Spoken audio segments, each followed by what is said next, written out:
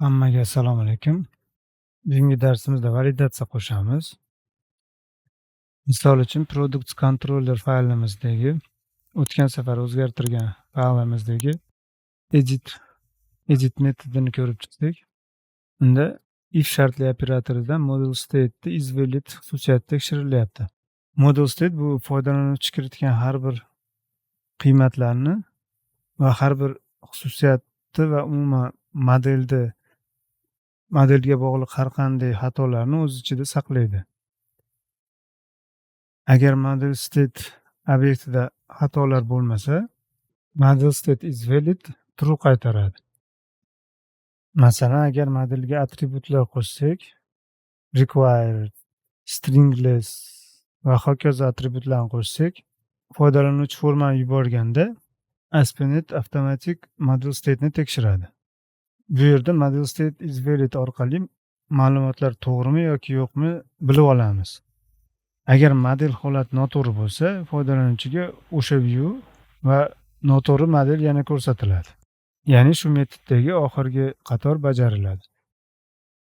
Endi views papkasidagi products papkasidan edit view faylini ochib ko'ramiz. Unda ko'rib turganingizdek spanlar bor, ASP validation for bilan bular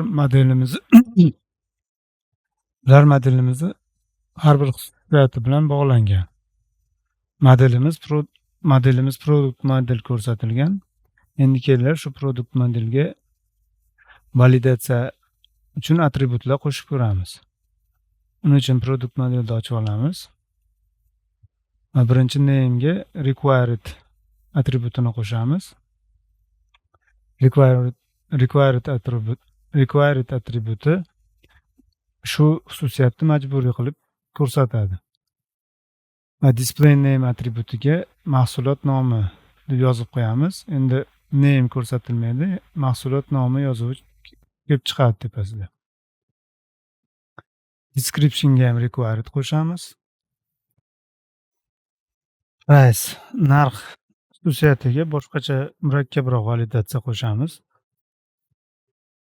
Data type atributiga data type currency deb yozamiz. Ya'ni bu valyuta bo'lgani uchun valyuta ko'rinishda tekshiradi.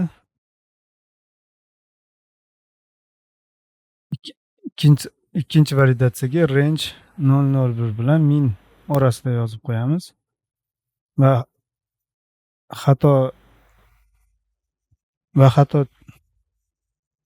xato tekstiga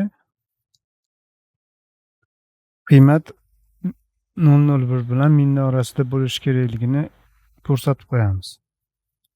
Ya'ni bundan past yoki ko'p summa kiritilsa xato chiqaradi.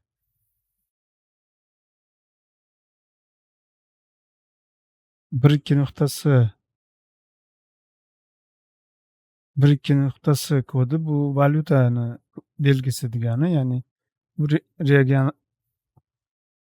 ya'ni regional standartga bog'liq. Qanaqa regional standart o'rnatilgan bo'lsa, o'sha valyuta ko'rsatiladi. Endi ilovamizni ishga tushirib ko'ramiz. Mahsulotlarga kiramiz, yangi hosil qilib ko'ramiz. Mana e'tibor bergan bo'lsangiz, mahsulot nomi chiqyapti va hech nima yozmasdan critni yozamiz. Mana qizilda xatolarimiz, biz ko'rsatgan xatolar chiqyapti. Required maydonida shu mahsulot nomi ko'rsatilmagan deyapti inglizchasi. Descriptionda ham va price'da ham xatolik ko'rsatyapti. Endi tekst yozib ko'ramiz. Price'da esa kattaroq son yozamiz. 50 ming yozdim. Endi biz yozgan xato kelib chiqadi. 100 yozamiz va qabul qiladi. Shunday qilib validatsiyani tekshirib oldik. Biz qo'ygan validatsiya ishladi. Endi name'ni o'zbekchalashtirganimizdek qolgan xususiyatlarni o'zbekcha qilib qo'yaman. Descriptionga mahsulot tavsifi deb yozib qo'yaman. Price'ga narx deb yozib qo'yaman. Display name tagida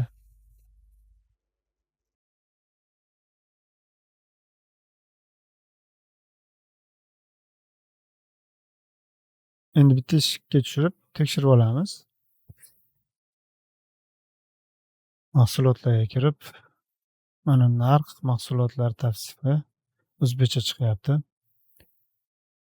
Validatsiya bo'yicha hozircha shu. Keyingi darslarda ko'rishguncha xayr, sog' bo'ling.